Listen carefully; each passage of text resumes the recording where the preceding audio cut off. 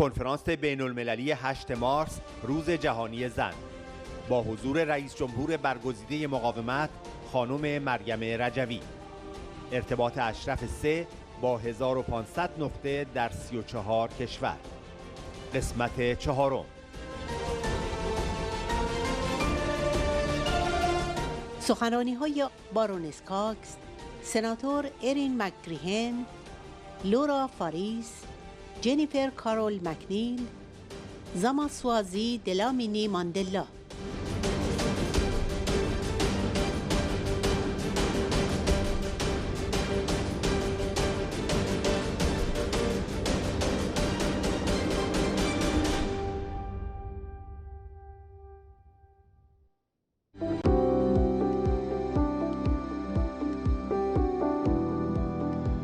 President-elect Mrs. Rajavi, honorable friends and colleagues, thank you for inviting me to celebrate the International Women's Day with you. I want to take this opportunity. من می‌خواهم از این فرصت استفاده کرده و همبستگی خود را با زنان در ایران ابراز کنم که با شهامت برای حقوق و برابری خود ایستادگی می‌کنند. من همچنین می‌خواهم از خانم رجوی به خاطر سخنان آموزنده و الهام بخشش در توضیح مبارزات زنان و نقش تاریخی آنها در جنبش آزادی خواهانه در ایران تشکر کنم.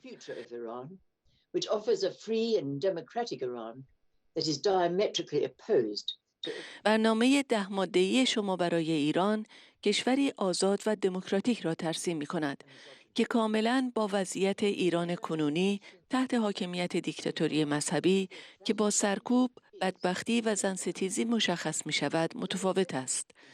تحت رژیم تئوکراتیک در ایران یک آپارتاید جنسیتی برقرار است، مانند آپارتاید نژادی که در آفریقای جنوبی حاکم بود. باید با یک همکاری دیپلماتیک، فشار بین المللی، تحریم‌ها و به رسمیت شناختن جنبش مقاومت و رهبری آن به مردم و زنان ایرانی که می‌خواهند این آپارتاید جنسیتی ایجاد شده توسط حکومت دینی را به زباله‌دان تاریخ بیاندازند یاری برسانیم. خانم رجوی تشریح کرد که زنان در 4 دهه گذشته جلودار اعتراضات ضد رژیم بودند. And we know that the leader of this resistance movement is Mrs. Rajavi, whom we have just heard from. And as she explained, women are both leading the opposition and are at the front of the anti-government protests in the country for the last 4 decades. غرب و جامعه جهانی باید رژیم ایران را تحت فشار قرار دهد تا همه زندانیان سیاسی و شهروندان دو تابعیتی را آزاد کند. این و بهبود در سایر زمینه‌های حقوق بشر باید حداقل پیش شرط هر گونه روابط دوجانبه یا تجاری با رژیم ایران باشد. The West and the international community must also pressure the regime and government in Iran to release all political prisoners and dual citizens. This and other human rights improvement should be the minimum condition for any bilateral or trade relations with Iran.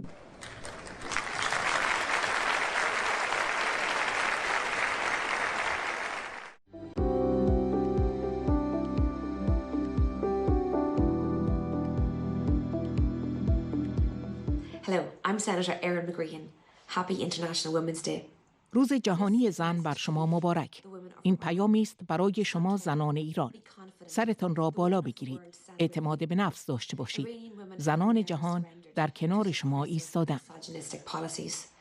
You have formed a very resilient force right at the forefront for the fight for democratic change in Iran. زنان ایرانی هرگز تسلیم سیاست‌های سرکوبگرانه و زنستیزانه نشدند. شما نیروی بسیار مقاوم درست در خط مقدم نبرد برای تغییر دموکراتیک در ایران را تشکیل داده‌اید. من با مردم و زنان شجاع ایران و مقاومت آنها در مبارزشان برای آزادی، دموکراسی و برابری اعلام همبستگی کرده و از آنها حمایت می‌کنم.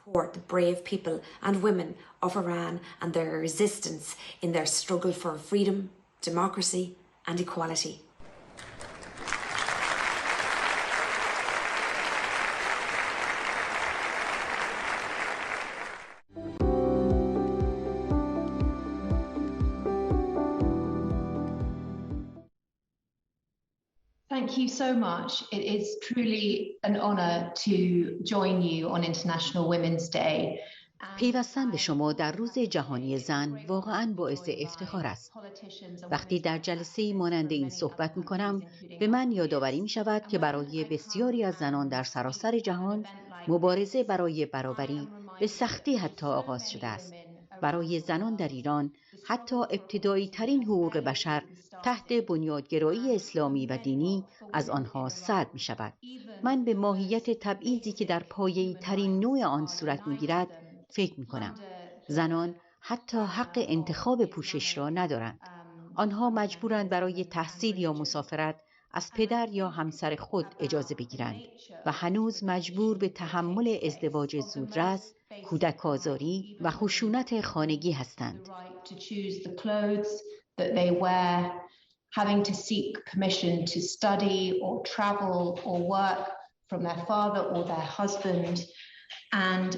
Having to endure still early marriage, child abuse, domestic violence, honor killings, the rights over who they marry.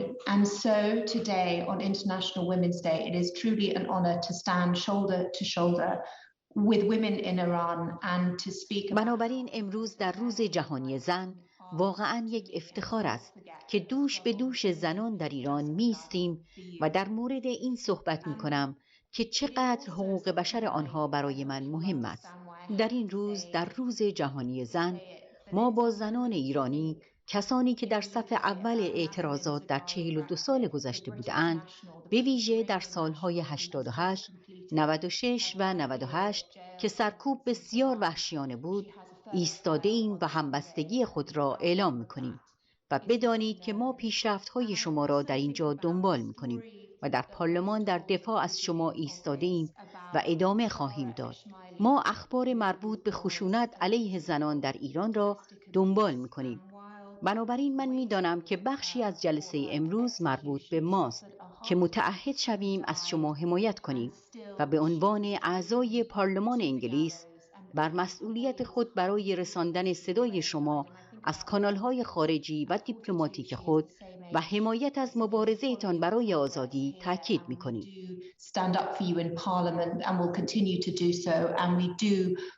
Follow the news of the violence that accompanies women in Iran. So I know that part of this meeting today is for us to, I think, recommit to supporting you and as members of the UK Parliament to acknowledge our responsibility to make your voices heard through our own foreign and diplomatic channels and to support the struggle for freedom that today's meeting represents. Thank you.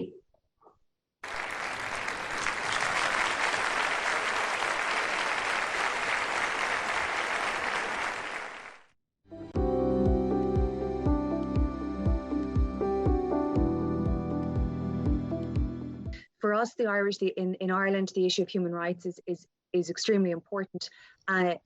برای ما ایرلندی ها در ایرلند مسئله حقوق بشر از اهمیت فوق‌العاده‌ای برخوردار است و این موضوع همچنین برای خودم و همکارانم در پارلمان ایرلند بسیار حائز اهمیت است.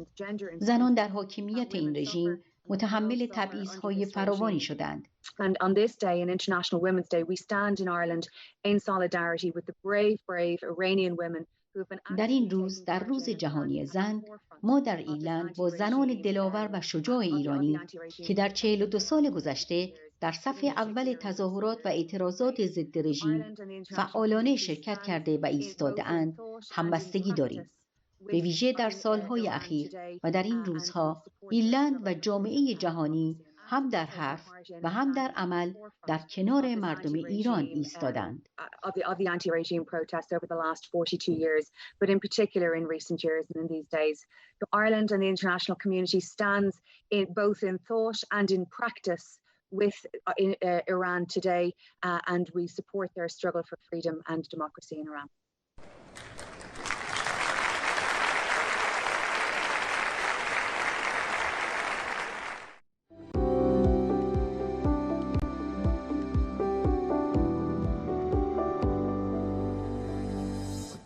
افتخار می کنم که از من دعوت شده در روز جهانی زن در مورد مبارزاتی صحبت کنم که زنان ایرانی برای تامین عدالت، آزادی و برابری جنسیتی علیه رژیم دیکتاتوری به پیش می برند. زنان ایران طی 40 سال گذشته به دلیل موضع‌گیری اصولی، شجاعانه و مشروع در برابر قوانین رژیم مورد خشونت‌های شدید قرار گرفتند. واقعیت این است که از زمان انقلاب هدف قوانین رژیم سرکوب زنان، انقیاد، تحقیر، تضعیف و سلب عزت زنان ایران بوده است. درست همان کاری که آپارتاید با زنان سیاه‌پوست آفریقای جنوبی کرد. درست مانند مبارزه با آپارتاید، رژیم حاکم بر ایران سخت‌ترین دشمنان خود را در میان زنان پیدا می‌کند. در حال حاضر در ایران بیش از 150 زن فعال در دفاع از حقوق زنان به دلیل اینکه خواستار حقوق برابر برای زنان هستند در زندان به سر می‌برند. من می‌دانم که بسیاری از زنان به زندان افتاده و جان خود را از دست دادند. قلب من برای تمام کسانی که جان خود را در راه آنچه که به آن اعتقاد داشتند فدا کردند اشک می‌ریزد.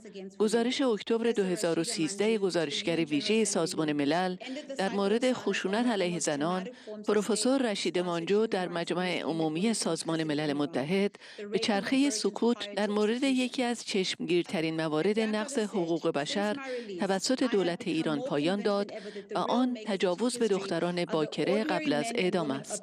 مبارزه زنان ایرانی در قلب من است. پدر بزرگ من گفت بعد از آزادیم از زندان بیش از هر زمان دیگری متقاعد شدم که سازندگان تاریخ همین زنان و مردان عادی میهن هستند.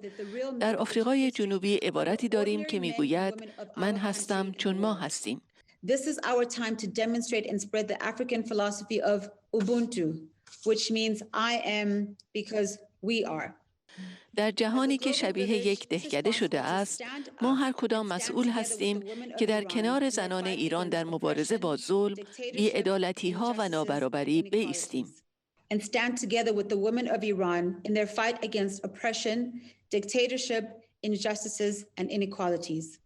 در پایان می‌خواهم به نمایندگی از همه زنانی که مبارزه کردند و رنج کشیدند تا آفریقای جنوبی را از آپارتاید پاکسازی کنند، با زنان ایران و مبارزه آنها برای آزادی، عدالت و برابری جنسیتی اعلام همبستگی کنم.